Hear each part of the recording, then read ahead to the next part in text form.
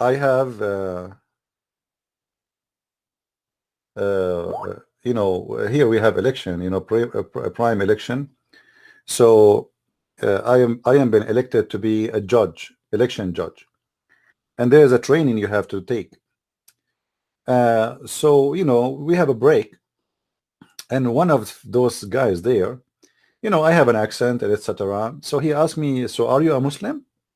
I said, what? He said, are you a Muslim? I said, do I look stupid for you? He said, no, no, I don't mean. I said, why you are saying to me I'm Muslim? What I did I do something wrong? Oh, are you a Muslim? I didn't know what to say. I mean, from all the religion in the world, you could not choose for me except to be a Muslim, a person who believed that God will give virgins in heaven. I mean, do I need to be a genius to figure out that Islam is a stupid religion and it's stupid to be a Muslim? Who died in the cross? I mean, is that a question you ask me, or we should ask you the question?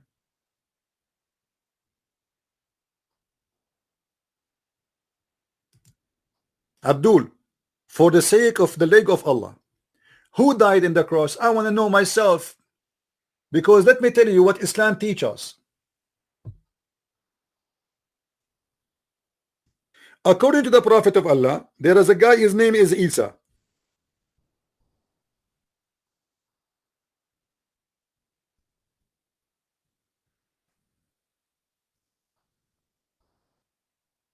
Isa. This is the true Isa.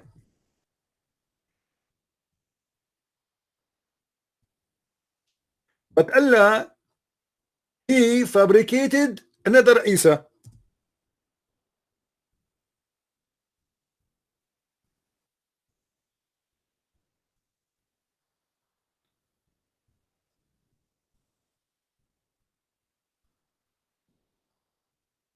And then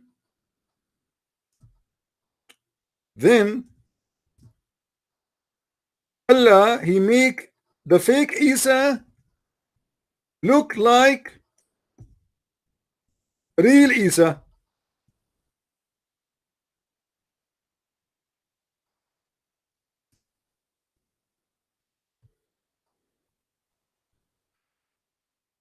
Let's make it simple.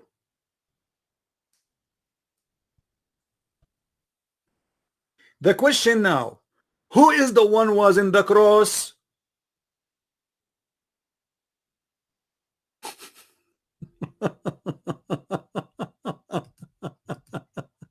You are asking me.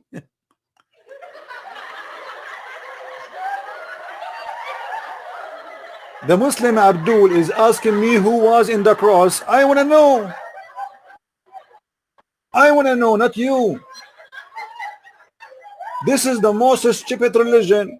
So look what happened. Allah, he made someone look like Isa, but the true Isa was not in the cross. However, the true Isa looked exactly like the fake Isa, and the fake Isa looked like exactly like the true Isa. So when they put the true Isa in the cross, they could not recognize if this is the true Isa or the fake Isa. However, the Christian, they think it's the true Isa, but the fact it was the fake Isa. And Allah, he took the real Isa to heaven and he put the fake Isa in the cross. Now let me ask you, how Allah was able to recognize between them if both they look the same? Maybe he took to heaven the fake Isa. Hello? How you are a Muslim, believe in such a garbage, yet you are asking me who is the true Isa? Who was in the cross? Who was in the cross? I want to know who was in the cross. I mean, your God, he could not find a better solution than except faking Isa. I mean, can't he take him to heaven and that's it, send the ambulance? We, Isa, jump, jump. We going to Allah. Allah, he sent us to rescue you. We. I mean, what this drama is about? what this drama is about. Fake Isa, real Isa, the real Isa look like fake Isa, and the fake Isa look like real Isa. So now people, they think this is Isa, but this is not Isa, but the Rico is Isa, but the Isa, but the Isa. However, the Christian, they say it's Isa, but it's not Isa. And Isa then Isa when he went to heaven and say Isa. And then Allah, he took the Isa, and the Jews, they thought this is Isa in the cross, but he did not Isa. But the fact that true Isa was not really crucified, it was the fake Isa was crucified. And Allah, okay, hold on. Nabi Isa diutus Allah untuk kaum yang terkenal dalam sejarah manusia sebagai kaum pembangkang, sombong, iri, dengki, melampaui batas, dan gemar membunuh para nabi.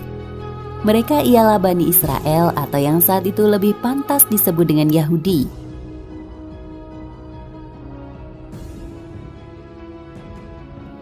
Nabi Isa diutus Allah untuk mengembalikan Yahudi pada agama Tauhid, sebagaimana yang diajarkan para nabi sebelumnya. Namun justru nyawa Nabi Isa terancam. Sang Kalimatullah bersama ibunda Maryam binti Imran harus tinggal berpindah-pindah karena kejahatan Yahudi. Alasan Yahudi membenci Nabi Isa sangat tak masuk akal, yakni hanya karena kesombongan dan kedengkian. Mereka berkeinginan membunuh Nabi yang diutus Allah untuk menyelamatkan dan mengembalikan mereka ke jalan yang lurus.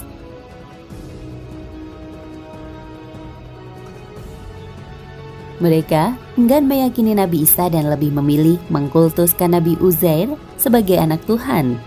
Meski sebenarnya Uzair juga seorang nabi penjaga Taurat, mereka juga enggan mengikuti Nabi Isa karena para pengikut sang nabi kebanyakan berasal dari orang miskin.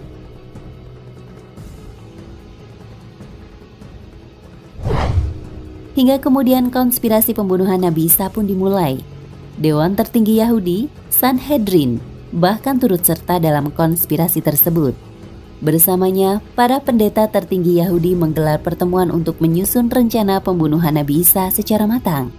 Mereka mengajukan tuduhan bahwa Isa tidak mengikuti agama Yahudi.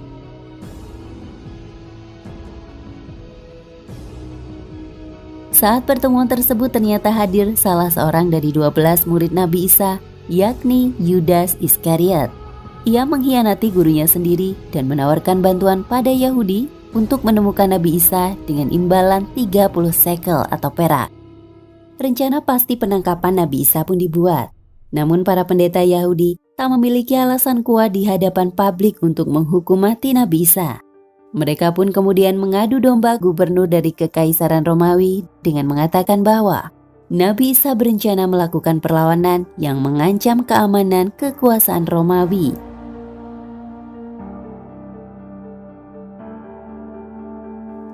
Sang gubernur percaya akan fitnah tersebut dan segera melakukan tindakan. Ia memerintahkan pasukan Romawi untuk menangkap Nabi Isa. Karena Yahudi telah mengetahui kediaman Nabi Isa, maka proses penangkapan itu pun terjadi dengan sangat mudah. Mereka pun meyakini telah menangkap Nabi Isa, lalu melucuti pakaiannya, mencambuknya dengan brutal, dan menyalibnya.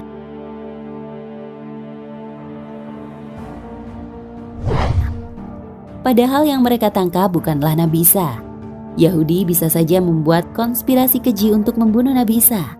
Namun Allah adalah perencana terbaik.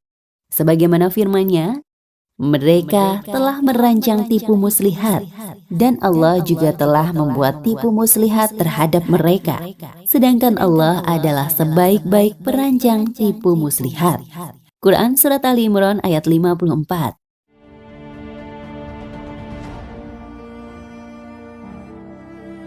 Saat kediaman Nabi Isa dikepung pasukan Romawi dan para pendeta Yahudi, Nabi Isa tengah bersama murid-muridnya.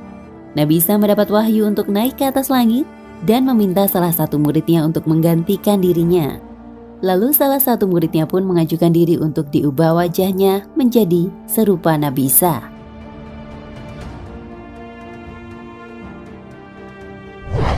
Sumber lain mengatakan bahwa Allah menghukum Yudas Iskariot dengan mengubah wajah si pengkhianat menjadi serupa Nabi Isa. Saat ditangkap ia berseru dirinya bukan Isa, namun apa daya wajahnya telah diubah menjadi wajah Nabi Isa.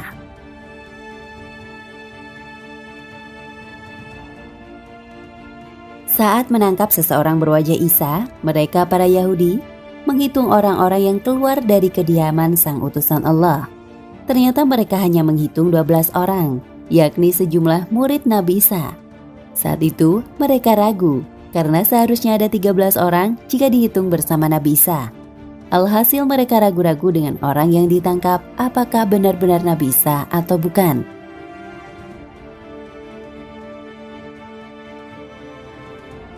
Allah mengungkapkan keraguan mereka dalam Al-Quran. Sesungguhnya, orang-orang yang berselisih paham tentang pembunuhan Isa benar-benar dalam keraguan-raguan tentang yang dibunuh itu. Mereka tidak mempunyai keyakinan tentang siapa yang dibunuh itu, kecuali mengikuti persangkaan belaka. Mereka tidak pula yakin bahwa yang mereka bunuh itu adalah Isa. Tetapi yang sebenarnya Allah telah mengangkat Isa kepadanya, dan adalah Allah Maha Perkasa lagi Maha Bijaksana. Tidak ada seorang pun ahli kitab kecuali akan beriman kepadanya atau Isa sebelum kematiannya. Dan di hari kiamat nanti, Isa itu akan menjadi saksi terhadap mereka. Quran Surat An-Nisa ayat 157 hingga 159.